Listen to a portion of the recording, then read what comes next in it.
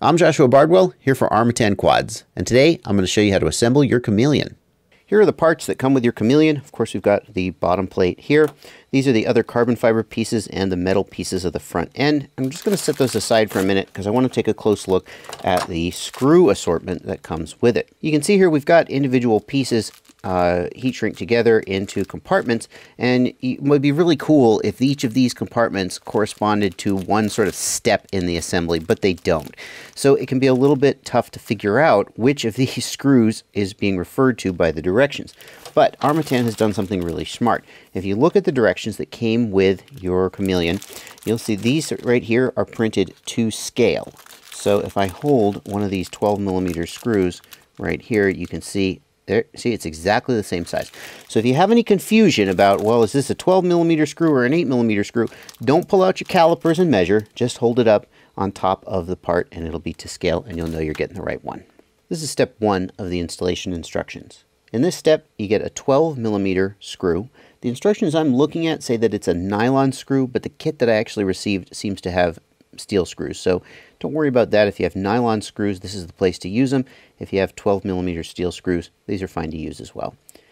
You're going to insert those up through the bottom of the bottom plate and one of these 4 holes here. These are the 4 holes where your flight control stack standoffs are going to be. And then you're going to get an M3 nylon nut, and mine were nylon, and you're going to go ahead and install that on the screw.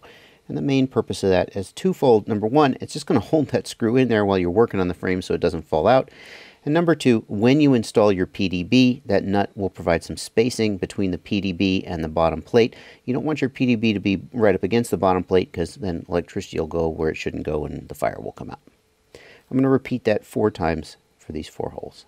The next thing the instructions tell you to do is to install an M3 standoff, an O-ring, and a nut on top of this screw, but they've kind of left a part out. Well, that's what you would do if you were building a demo kit, but if you're actually building a quadcopter, the next thing to do is to install your PDB, if you've got a PDB, and then you're going to install the M3 standoff on top of the PDB, and then having installed the PDB, you would then put the O-rings on each of these little standoffs. And those O-rings are there for vibration isolation, just to protect your flight controller from vibration.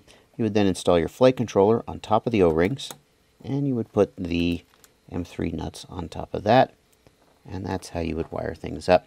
If you were installing a flight controller with a built-in PDB and were not using a separate PDB, then you would just leave this part out. You would still use the standoffs, you'd still use the O-rings, and you would just mount the flight controller there without the PDB.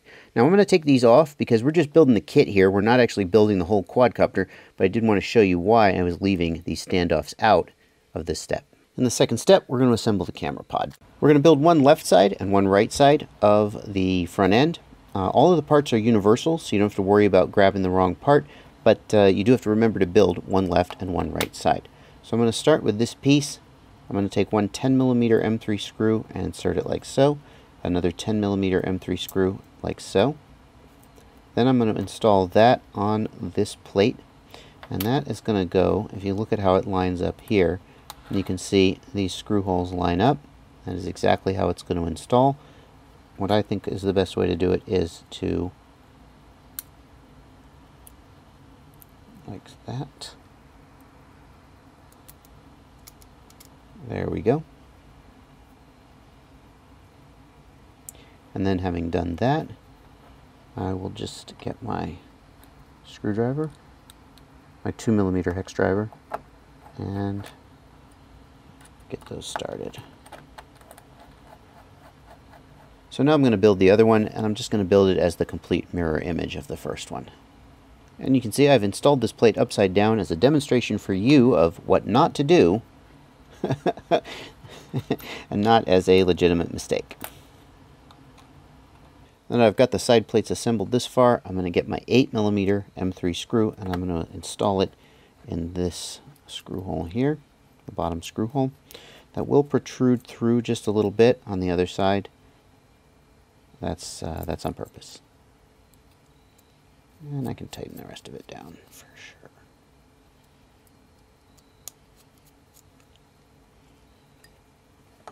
As we look at this piece, you want to understand that the carbon plate is on the outside of the frame, and so the inside is here on the side with this aluminum piece here. And we're going to take this rubber bushing, which is going to hold the camera, and we're going to install it on the inside. I find the easiest way to install these is to take the side with the little sticking out part and stick that through first, like so, and then push the rest through.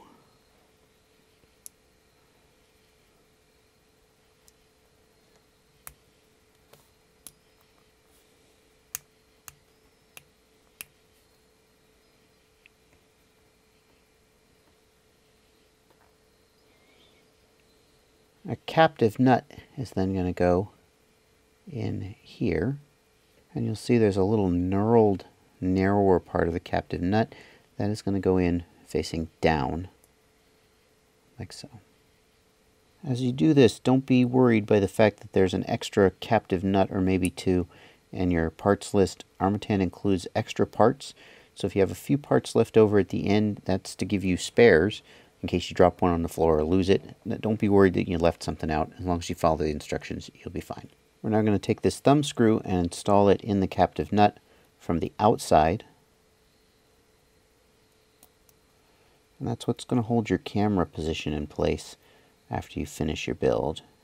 You'll be able to easily change the camera angle by tightening or loosening this captive nut and changing the position of the little rubber part, like so. Next, we'll join these two pieces with the plate for the high-def camera. To do that, I'm going to take a 5mm M2 screw. I'm going to insert it into this hole here. And I'm going to use a 1.5mm hex driver to install that.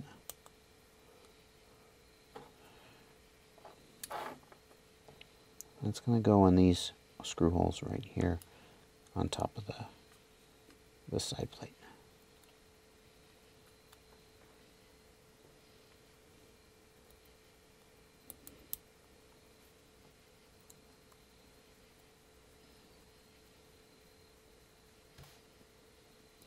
As you tighten down these M2 screws, be a little careful. If you crank these down as tight as you would tighten an M3, you will just rip the head right off of them. M2s are a little more fragile, so you want to be a little gentle with them. You need to get them tight enough, obviously, that they don't back out.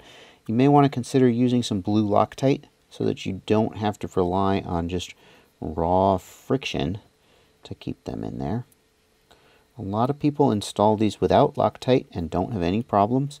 You just need to be able to find the sweet spot where it's tight enough that it doesn't back out, but not so tight that you strip well, you're probably not going to strip the aluminum, but I guess you might. Steel is harder than aluminum, but suffice it to say, with these little screws, if you go crazy with the torque, you're going to destroy something, and you'll be replacing a piece.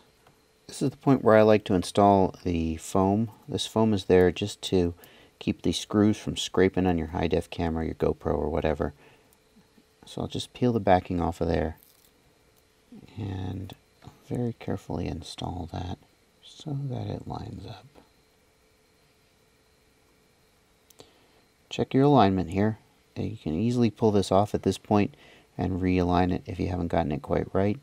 But it looks okay to me. I'm going to go ahead and give it a press to seat it. Once it's seated, it's on there pretty good, so set it down gently and then press on it to seat it.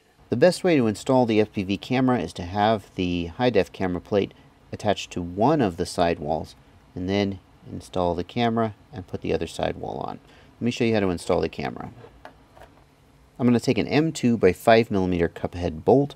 I'm going to take one of these little nylon washers. I'm going to put that on the bolt, and I'm going to insert that through this hole in the rubber bushing from the outside. Then I'm going to screw that into the mounting hole on the camera. And then I'm going to take the other side wall and just sort of hold it in place, and I need to get the camera sort of seated there. Good enough. It doesn't have to be perfect right now. I'm going to go ahead and reinstall, or install if this is the first time you've done it, these 5mm screws on the top.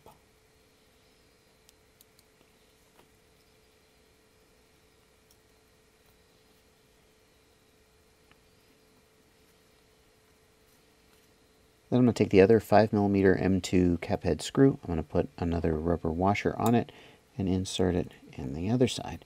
And then I just got to line the camera up correctly and screw in the screw.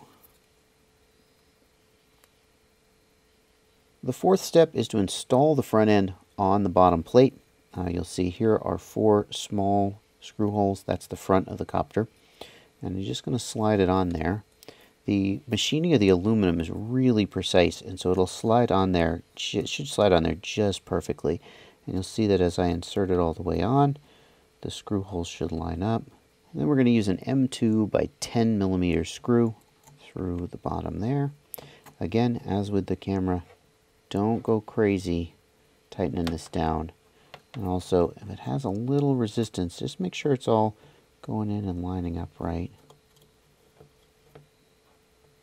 I suggest that you install these loosely until you get them lined up perfectly, and then tighten them all down. These are the screws that you're most likely to lose while you're flying, especially if the torque isn't exactly right on them. I would strongly advise to use some blue Loctite on these 4 screws, if nothing else on this quad. In step 5, we're going to install this rear piece and the top plate. I want you to take note on the rear piece that one side has this circular indentation here, and one side has a kind of a slit like this. The side with the slit faces inside the copter.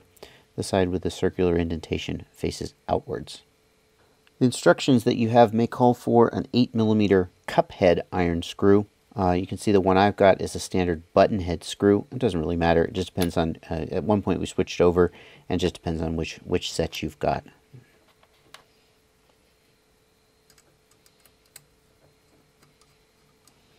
And I'm just going to leave that screw loose for a second while I go get the other one. When all the screws are inserted, then I like to tighten them up. On M3 screws, I personally seldom Loctite them.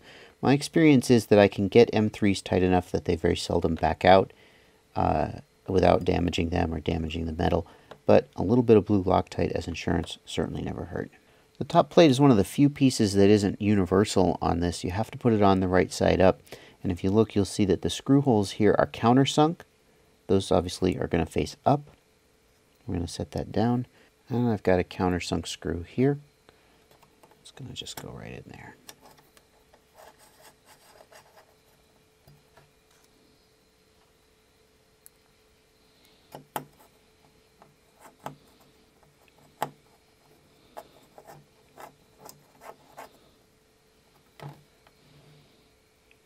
And here on the front, we're going to install more M2 by 5mm cup head bolts.